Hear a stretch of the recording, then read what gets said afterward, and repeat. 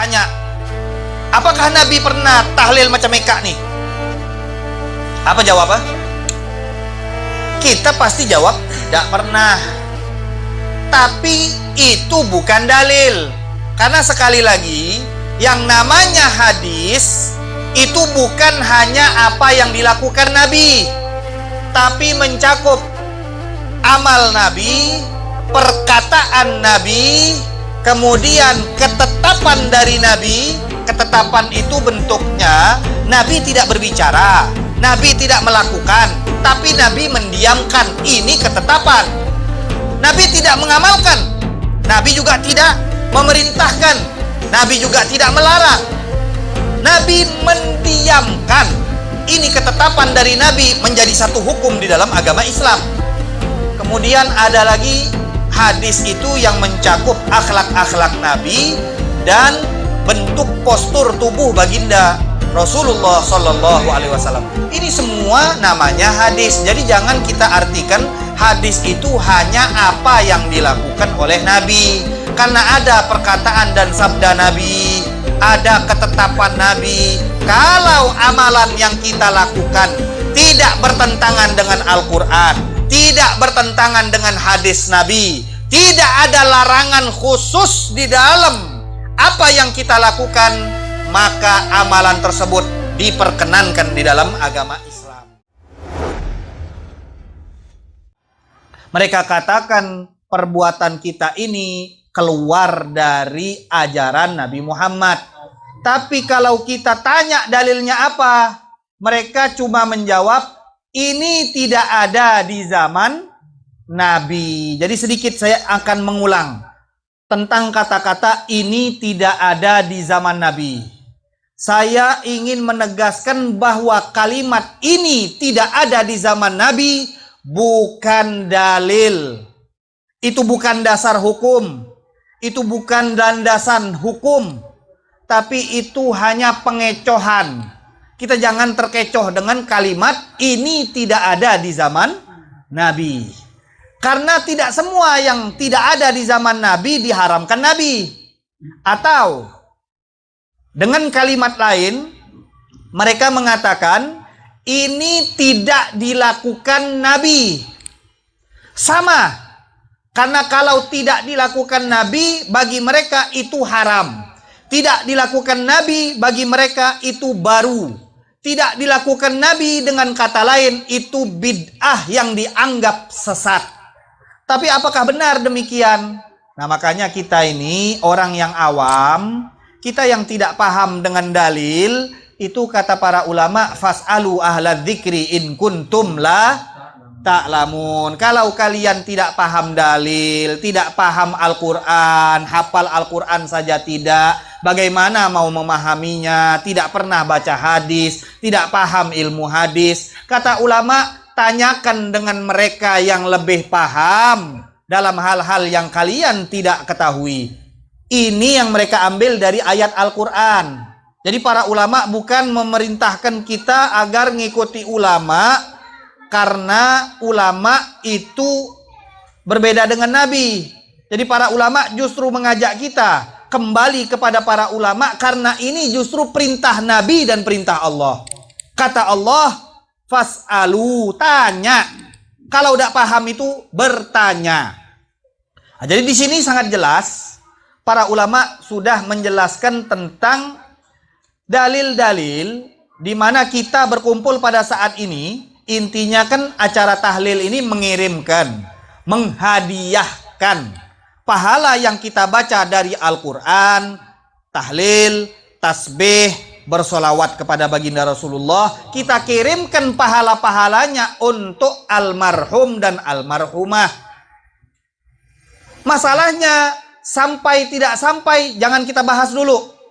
Kita bahas dulu, boleh tidak mengirimkan atau menghadiahkan pahala, baik itu bersedekah atau membaca zikir atau menghatamkan Al-Quran untuk orang yang sudah meninggal. Kita bahas dulu, boleh atau tidak.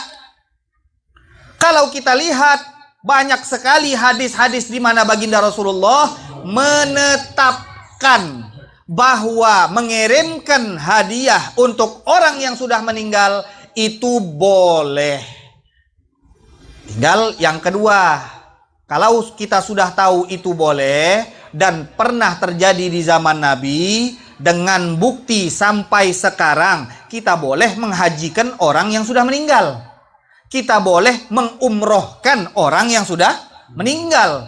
Kita boleh bersedekah atas nama orang yang sudah meninggal. Pembahasan kedua, apakah sampai? Nah, ini kita butuh dalil.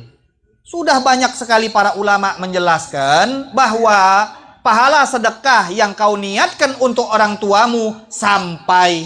Pahala haji yang kau niatkan untuk orang tuamu sampai. Pahala umroh yang kau niatkan untuk orang tuamu itu juga sampai. Maka kata para ulama, dengan ini tidak ada penghalang antara orang yang hidup dengan orang yang sudah meninggal dunia apabila mereka ingin mengirimkan pahala-pahala ibadah mereka agar dihadiahkan kepada orang-orang yang sudah meninggal. Lalu selanjutnya mereka akan mengatakan, dari mana datangnya acara 1 hari, 2 hari, 3 hari? Ada nojo pola, ada 25 pola, ada 40 pola, ada 100 pola, ada lagi nyetahun pola, ada lagi 1000 pola. Dari mana kak ngade-ngade macam ini? Nah, untuk itu kita perlu membacakan mengapa kok ada orang-orang muslim yang menghadiahkan pahala-pahala mereka kepada almarhum dan almarhumah selama 7 hari. Dari mana pengambilannya ini? Dari mana? Karena ada tuduhan ini adat orang Hindu. Kalau ini adat orang Hindu dan kita iakan, berarti kita mengikuti orang yang di luar agama Islam. Dan kalau hal-hal yang berhubungan dengan ibadah, hal-hal yang berhubungan dengan akidah, kita tidak diperkenankan untuk meniru orang kafir. Lalu apa jawaban ulama-ulama kita? Nah, di sini saya akan membacakan sedikit di mana Imam As-Suyuti, seorang pakar ahli ilmu hadis. Beliau yang lahir pada tahun 952.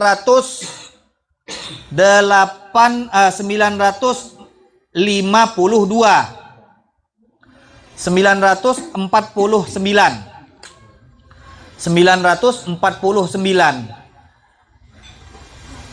Wafatnya 949. Lahirnya 870-an ya. Jadi Imam Suyuti kurang lebih wafatnya pada tahun 952 atau 949. Jadi dekat 1000-an Hijriah. Imam Suyuti ini merupakan salah seorang pakar ilmu hadis yang diakui keilmuannya, diakui pemahamannya terhadap agama. Dia hafal semua hadis-hadis dan dalil-dalil. Beliau punya satu karangan kitab yang beliau namakan Al-Hawi lil Fatawi. Di dalam kitab ini beragam permasalahan agama beliau jabarkan dengan jelas. Masalah kuburan, masalah tahlilan, masalah malaikat, bahkan permasalahan yang menyangkut dengan jin, beliau jelaskan di dalam kitab beliau ini. Lalu apa yang beliau katakan?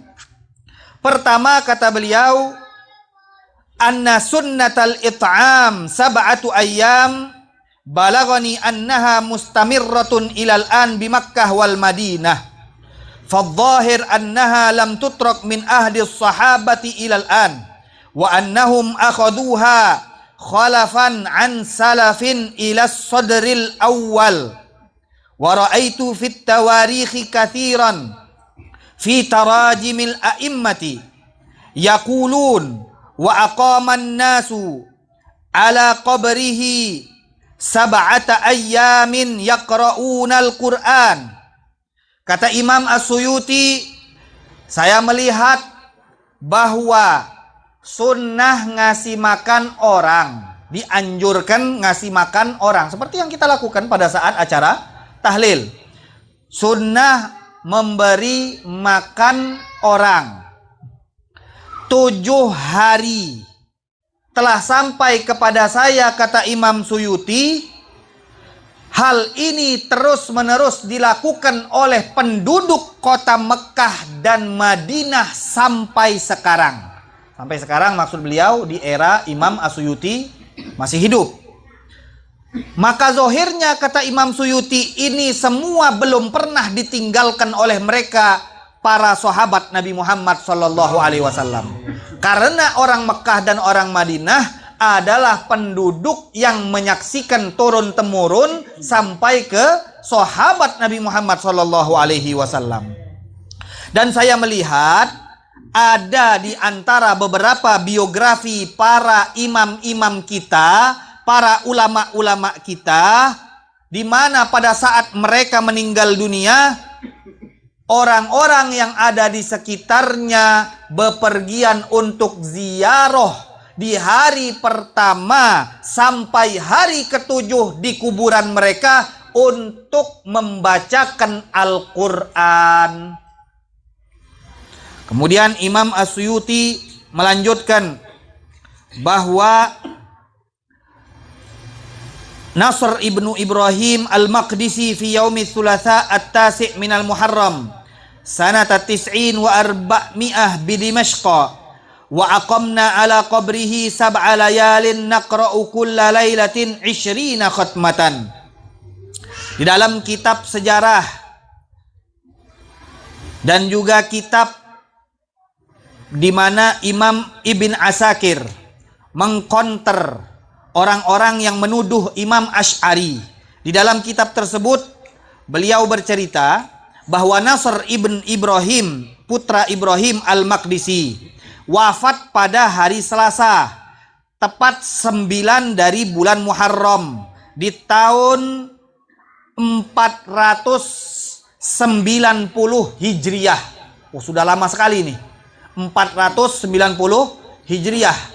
Di masa ini di mana kita tahu banyak para ulamanya, banyak pakar hadisnya, banyak pakar fikihnya, terutama di kota di mana di Dimashq atau kota Syam. Di sana banyak sekali para ulama-ulamanya. Tidak pernah kosong dari para ulama sampai sekarang. Di sini dikatakan pada saat Nasr bin Ibrahim al-Maqdisi wafat, kami berkunjung ke kuburannya selama 7 hari berturut-turut menghatamkan Al-Quran sebanyak 20 kali khotaman. Ini yang dilakukan oleh para pendahulu kita. Dan yang saya ceritakan ini bukan orang awam, sehingga tidak bisa dijadikan dasar landasan. Ini para ulama. Maka kata Imam As-Suyuti, qad urifa annahu yustathna jama'atun la yus'aluna aslan kasiddiq wasyahid wal murabit wa man ulhiqa bihim wa minal lataif fi dhalika ma awradahu al-Jazuli min a'immatil malikiyah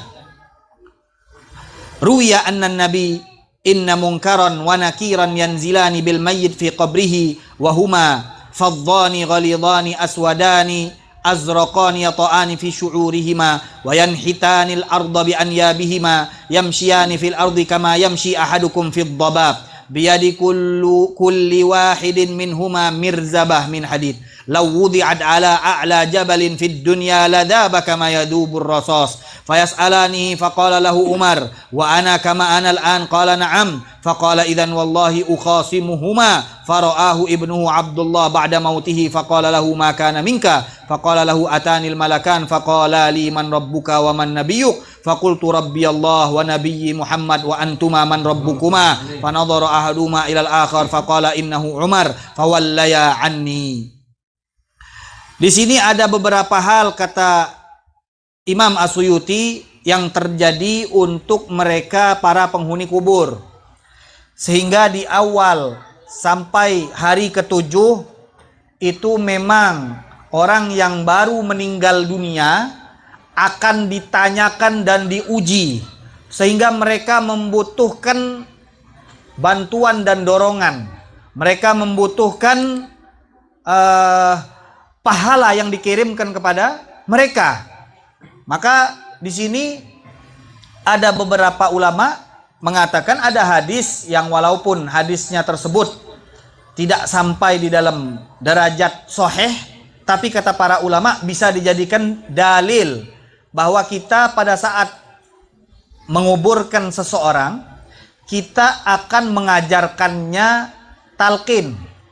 Nah, talqin ini ada hadisnya. Nah, jadi talqin yang kita ajarkan kepada mereka yang baru wafat, siapa Tuhan mereka, siapa nabi mereka, apa kitab suci mereka, apa kiblat mereka. Nah, itu semua ada ajaran dari baginda Rasulullah Shallallahu Alaihi Wasallam. Dan ada orang-orang yang tertentu, mereka orang-orang yang mendapatkan keistimewaan dari Allah Subhanahu Wa Taala sehingga malaikat mungkar dan nakir pun mundur terhadap mereka. Nah, kalau kita ini kan level orang-orang awam seperti kita, tidak bakal mundur mungkar dan nakir. Tidak usah kita nak ngerapik-ngerapik, nak ngelawan malaikat mungkar nakir yang punya pentungan. Kalau dia letakkan di atas gunung, baru dia letakkan di atas gunung, belum dipukul, dia letakkan pentungannya di atas gunung, maka gunung akan lumer. Kalau dintam ke kepala kita nih kira-kira macam mana? Nah, ini malaikat mungkar dan nakir yang ada di kuburan. Pernah pada suatu hari mereka mengunjungi satu kuburan yang baru dimakamkan, dan itu adalah Sayyiduna Umar ibnul Khattab radhiyallahu taala anhu. Hijrahnya menantang para kafir Quraisy. Begitu juga pada saat wafatnya, di saat ditanyakan man rabbuka, siapa Tuhanmu? Dia jawab, Tuhanku adalah Muhammad dan Tuhanku adalah Allah dan nabiku adalah Muhammad. Sebelum malaikat melanjutkan pertanyaan, dia langsung tanya balik, kalau kalian berdua siapa Tuhan kalian dan siapa nabi kalian? Nah, ini tidak masuk dalam format kami. Kata malaikat, ini tidak masuk format kami. Mereka akhirnya satu persatu saling melihat malaikat ini karena bingung. Seharusnya kalau ditanya jawab, bukan balik nanya. Malaikat akhirnya bingung, akhirnya mereka kembali pulang. Tidak jadi nanya Sayyidina Umar ibnul Khattab. Nah, ini untuk level seperti Sayyidina Umar ibnul Khattab. Tapi kita manusia biasa yang amal ibadah kita sedikit, itu tidak bisa disamakan. Sehingga kata para ulama, 1 hari, 2 hari, 3 hari kita kirimkan hadiah-hadiah tahlil, hadiah-hadiah bacaan Al-Quran untuk mereka-mereka yang ada di kuburan, dalam rangka menguatkan mereka, dalam rangka membantu mereka, dalam rangka untuk menjadikan mereka orang-orang yang selamat dari azab kubur. Ini tujuan kita membaca tahlil. Jadi sekali lagi saya ingin mengajak para saudara-saudara agar tidak gampang terkecoh pada saat ada aliran-aliran yang baru kemarin. Alirannya ini baru kemarin terbentuk, tapi subhanallah dapat dukungan banyak. Kenapa banyak orang terkecoh? Karena kalau sudah dibawa Nabi, kita nih biasa langsung tidak bisa jawab. Misal ditanya, apakah Nabi pernah tahlil macam Eka nih? Apa jawabnya? Kita pasti jawab tidak pernah. Tapi itu bukan dalil. Karena sekali lagi, yang namanya hadis itu bukan hanya apa yang dilakukan Nabi, tapi mencakup amal Nabi, perkataan Nabi, kemudian ketetapan dari Nabi. Ketetapan itu bentuknya Nabi tidak berbicara, Nabi tidak melakukan, tapi Nabi mendiamkan. Ini ketetapan. Nabi tidak mengamalkan, Nabi juga tidak memerintahkan, Nabi juga tidak melarang. Nabi mendiamkan.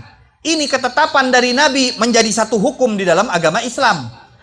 Kemudian ada lagi hadis itu yang mencakup akhlak-akhlak Nabi dan bentuk postur tubuh baginda Rasulullah Shallallahu Alaihi Wasallam. Ini semua namanya hadis. Jadi jangan kita artikan hadis itu hanya apa yang dilakukan oleh Nabi. Karena ada perkataan dan sabda Nabi, ada ketetapan Nabi. Kalau amalan yang kita lakukan tidak bertentangan dengan Al-Quran, tidak bertentangan dengan hadis Nabi, tidak ada larangan khusus di dalam apa yang kita lakukan, maka amalan tersebut diperkenankan di dalam agama Islam. Nah, jadi seperti tahlil ini kita lihat tidak bertentangan dengan Al-Quran, tidak bertentangan dengan hadis. Kalau kita lihat ada perintah-perintah umum mendoakan orang-orang yang sebelum kita, di Al-Quran pun ada, di mana Allah Subhanahu wa taala menyatakan waladina ja'u min ba'dihim yaquluna rabbana ighfir lana, ya Allah ampuni dosa-dosa kami.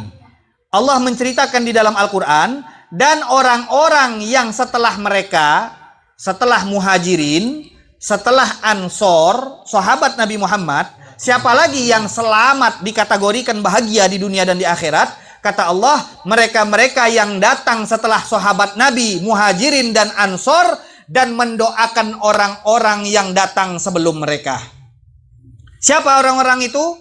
Ya kita ini, yang mendoakan orang-orang yang datang sebelum kita. Alladzina yaquluna rabbana ighfir lana, ya Allah ampunilah kami. Wali ikhwanina alladzina sabaquna bil iman, dan ampuni ya Allah orang-orang yang sudah datang sebelum kami dan sudah terlebih dahulu beriman kepadamu ya Allah. Artinya kata para ulama, mendoakan orang-orang, memintakan ampun kepada Allah akan orang-orang yang sudah meninggal sebelum kita, itu adalah perintah Allah Subhanahu wa taala. Jadi yang kita lakukan sekarang ini semuanya tidak keluar dari jalur baginda Rasulullah.